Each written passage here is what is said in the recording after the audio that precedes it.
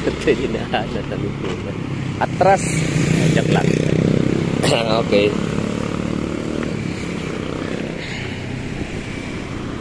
Okay. Good morning, Koy. Okay. Asa man ta, Koy? Joke lang. Nindot kayo bakit kayo magbuot. Ako may pasahero yung utaan nag-asa. Sana ta sa North Point Camellia. Please. Dire? Opo. So, goodbye, Sogo. Nakapagsugo na tayo. Asa mo ta agi, dire? O, di ako. Pwede na dira. Ikaw, asa ka agi. Pwede na po dito. Pero pwede mo. Ikaw na bala. Sige, ikaw ang magbuot. Paburo mo dire. Ingon sila ayaw daw yung tirapan driver. Pero syempre sa ato ang kaso dili mong gusto basta kay driver pa matugot ka ng driver customer, di ba? No? So natay panultihan nga customer is always right. I mean customer is always first, di ba? Kung say gusto sa customer request sundo na to, di ba? Pero dili siya right ha. Pero dili tanang panahon sundon. Ito nga bawal na mo U-turn, yung ang pasahero nga U-turn kuya, patay ang pila 500 no. Not following traffic rules. Ayun. So yan lang, punta tayo dito sa taas ng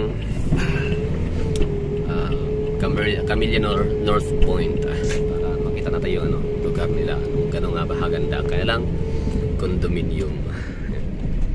So sa karong gani kuya, Sabado Igloria de Gloria or Black Saturday.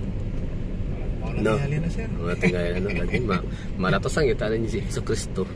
Kay ano tayo pagka-Kristiyano, kanimo tas kabisis trabaho. Right? That should be me. So ito na yung kanang premises of North Point Camellia Condominium. I don't know kung kailan to nagsimula, pero basta naalala ko dati 2013, 2014. Marami nang mga nagsi-check-in dito. Marami ng mga... Saan tayo ba na, sir? Saan ba tayo? Building... So meron sila itong building 5. Hanggang building 5 lang yata sila kuya, no? Oo. Familiar naman yung lugar kuya? Kaya nag-check-in, nag-transient. Yun. Ito yung building 1, 2, 3, 4, and 5. So ang pinakamataas na building nila yung yung building 4, yung gitna. Yan, dito. Consist of ilang kuan ba yun? Palapag. Consist of 16th floor. Dito. Condominium. Alright. We're here. Okay kay Amping Goy. Okay. Oo. Ayan. So, ito na yon. Welcome to North Point Camellia Condominium. Dali si ma'am, 24 hours yung gwardiya. Lagi yung trabaho nila, no? 12. Good morning.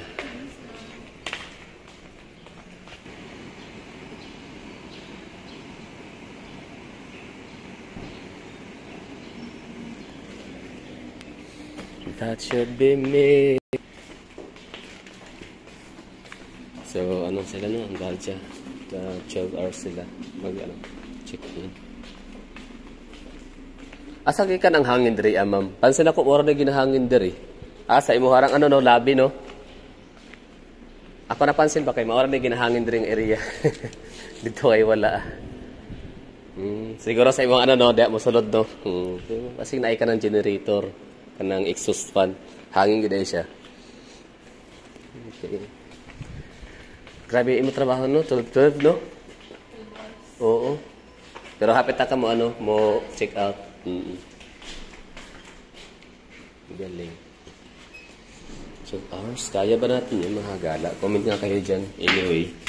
Siya lang kung itong condominium na pinuntahan natin is North Point Camellia Condominium. So siya ay consist of ang tawag nito, consist of 5 buildings, I guess, no? Kasi yun nga, building 1, 2, 3, 4, and 5. So kailan ba ito ginawa, no? Ayoko na mag-abala, kayo nang bahala dyan eh. Kumbaga hindi siya importante kung kailan. Basta maganda siya na condominium, North Point. Tapos, pakita ko na siya yung loob, no? Yung hitsura.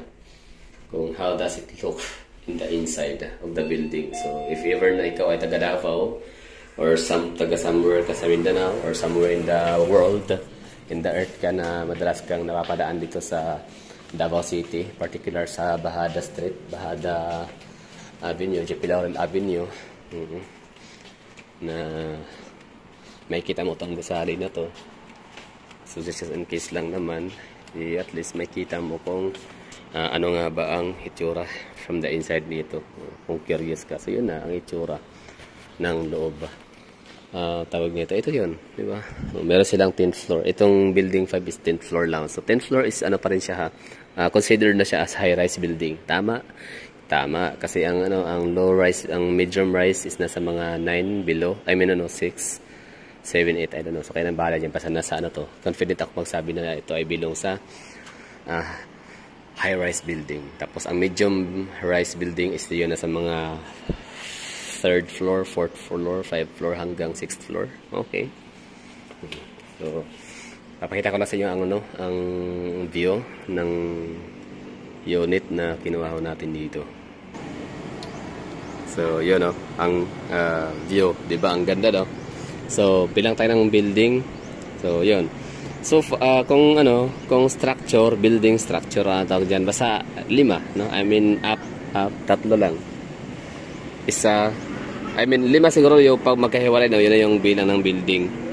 So, doon na hilira, 2, 1, 2. So, maliit lang siya, no? Siguro nasa mga, ilang floor lang ba? Siguro nasa mga 6th floor, 7th floor lang to dito na, gusali. So, yan naman ang makikita ho natin kapag tayo ay dumadaan tayo sa, although, makita naman to lahat, no? Kapag dumadaan tayo ng Buhangin Avenue. Buhangin Road. Ito na may visible lahat. So, yan, para mababa na yan, 6th to 7th floor lang yan, 2 na yan. 6th and 7. Kasi ito naman yung 16th floor. Yun yung pinakamataas. So, high-rise building. So, itong kinatatayuan natin dito ay high-rise building din. Kasi 10th floor. Okay, tsura. Tapos, ang ganda ng view sa baba. Lalapag nasa ilalim ka, nasa baba ka. Parang, gaya niyan, may lilim talaga. May punong kahoy. Diba? Ang ganda, no? So, lakas maka-American style. European style ng yung lugar nila. Ganda. Diba? Ayos, no? Tapos, pinicture tayo ni Kuya. Ito ko yung gwardiya. Ayun. Ayan. Ganda ng mga aeroplano dito. Tingnan, no? Laki. Ay, tayo ultra wide. Sayang. Hindi masyadong visible. Pero, yun na nga, no? At, pag-araw. So, foggy pa siya. Foggy morning. Hindi pa siya ganun chaotic ang Davao City ngayon, no, sa mga sasakyan kasi hindi pa naman talaga balikan sa trabaho ang iba. So, nagpapahinga pa sa bahay. Yung iba nasasaman pa rin ngayon. Ang iba nga kakarating lang ngayon, for check-in. So, ang condominium, ang purpose hindi naman talaga titirhan ng mga owner, kundi papaupahan. Parang ginagawa lang business. Business investment. Business purposes. Yun. So, yun na siguro. Wow, gano'n nga ba kaganda ang North Point Camellia condominium dito sa Davao City. So, ganito kaganda. Sobrang ganda. Sobrang ganda. Hindi naman. Hindi na siya ganun ka sobrang ganda kasi marami na mga gandang condominium, pero pagdating sa designs, no, so ito ay pa-unique si North Point Camellia kasi despite sa kanyang location kung saan siya matatagpuan within the city talaga siya, downtown area, population district, still managed, no, para ma-maintain nila yung clean, green and fresh na lugar. Fresh air, clean and green, di ba? So malinis yung hangin, tapos fresh ang hangin, tapos yan green, lush greenery scenes greenery, ano matawag yan, kaya na bahala, basta green kasi green means clean, di ba? Green and clean. So, tinan mo yung mga gwardiya nila, di ba? Napakaganda na ka ng buhay. Sarap buhay na kahit paano. Sila ay nag-opisina dyan sa kanilang premises. Kasi nasa redeem. Yan, tapos may mga nag-check-in, kakarting pa lang. Yung iba naman ay pa-check out na. Pero ang check out kasi alas 12, no? So check-in alas 12. I don't know. Ang iba kakarating lang mag-board. Kung nga pala, mura lang dito ha. 3.5 ba? Tapos yun, may swimming pool. So maganda, no? So that's all for this video. So content natin, no? Camellia North Point review. Maganda.